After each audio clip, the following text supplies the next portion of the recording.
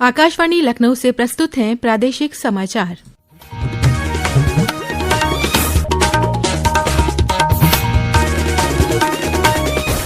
मुख्य समाचार। मुख्यमंत्री योगी आदित्यनाथ ने कहा, राज्य में प्रदूषण और कार्बन उत्सर्जन कम करने के लिए प्रयास जारी, पर्यावरण संरक्षण के लिए आमजन की सहभागिता भी जरूरी। केंद्रीय सड़क परिवहन और राजमार्ग मंत्री नितिन गडकरी ने महाकुंभ से जुड़े सड़क निर्माण के शेष कामों को 25 दिसंबर तक पूरा करने के दिए निर्देश।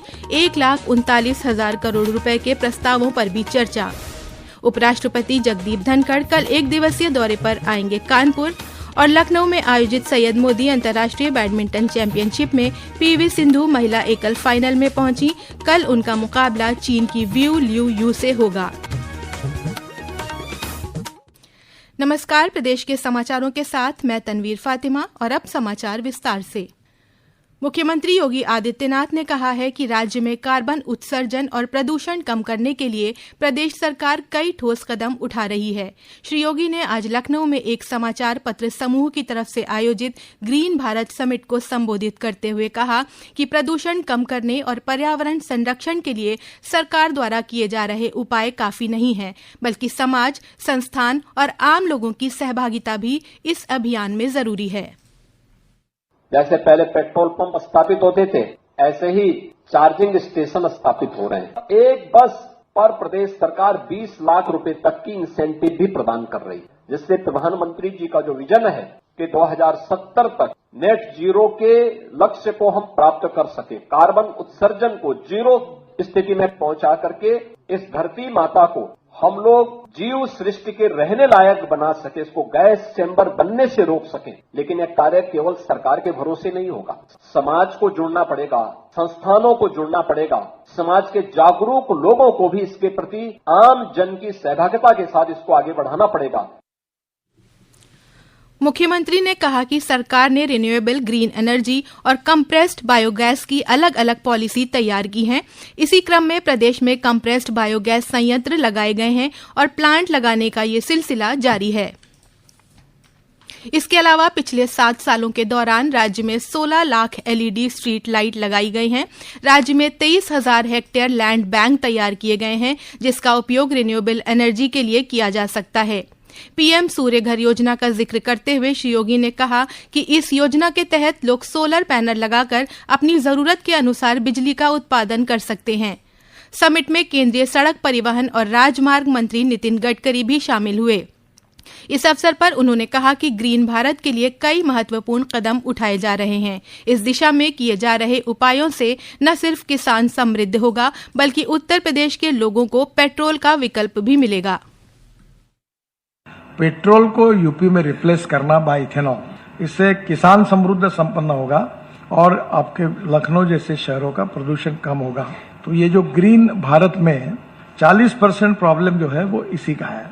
हमें import substitute, cost effective, pollution free और इंडिजिनियस सोल्यूशन में जाना चाहिए।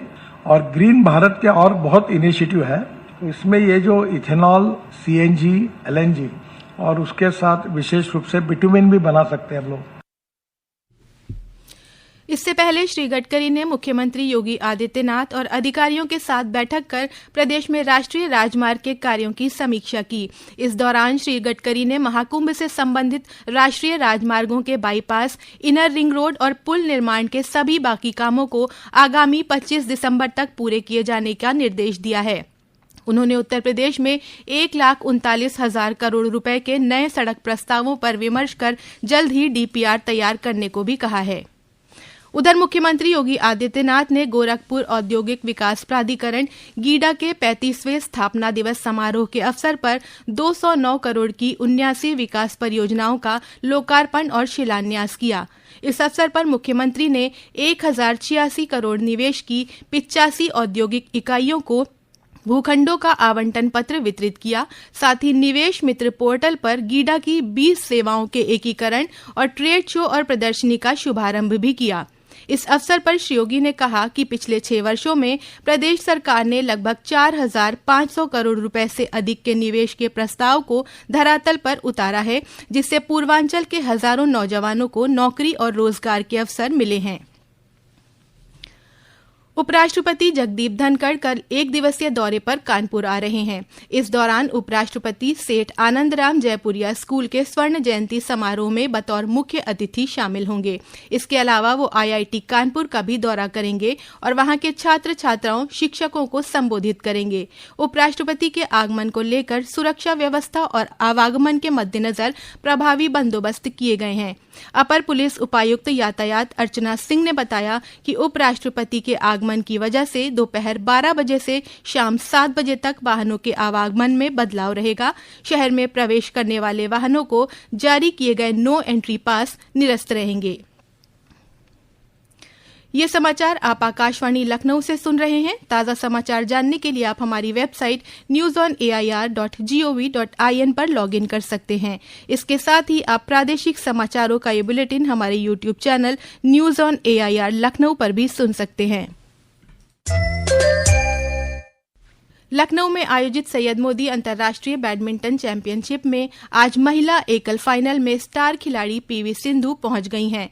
कल होने वाले महिला एकल फाइनल में उनका मुकाबला चीन की व्यू लियू यू से होगा। वहीं सेमीफाइनल मुकाबलों को जीतकर मिश्रित युगल ध्रुव कपिला और तनीषा क्रेस्टो ने फाइनल में जगह बना ली है। कल होने वाले फाइनल में ध्रुव और तनीषा का मुकाबला थाईलैंड की सुपिस सारा और देचा पोल की जोड़ी से होगा। इस बीच महिला डबल्स के फाइनल में भारत की त्रिशा जॉली और गायत्री गोपीचंद पहुंच चुकी हैं। इनका मुकाबला चीन की बाओ लीजिंग और ली कियान से होगा। इन चीनी खिलाड़ियों से सेमीफाइनल में भारत की तनीषा क्रेस्टो और अश्विनी पोनप्पा की जोड़ी हार गई है। आज का आखिरी पुरुष एकल सेमीफाइनल लक्ष्य सेन और जापान के शोगो उगावा के बीच खेला जा रहा है। इस पुरुष एकल मुकाबले में जो भी फाइनल में पहुंचेगा वो जापान के जिया हैंग जेसन से भिड़ेगा, जिन्होंने आज सेमीफाइनल में भारत के प्रियांशु राजावत को हरा दिया है। मिर्जापुर जिले में गोपीगंज रामपुर जोपा मार्ग पर जल्द ही 2 लेन के पुल का निर्माण कार्य शुरू हो जाएगा।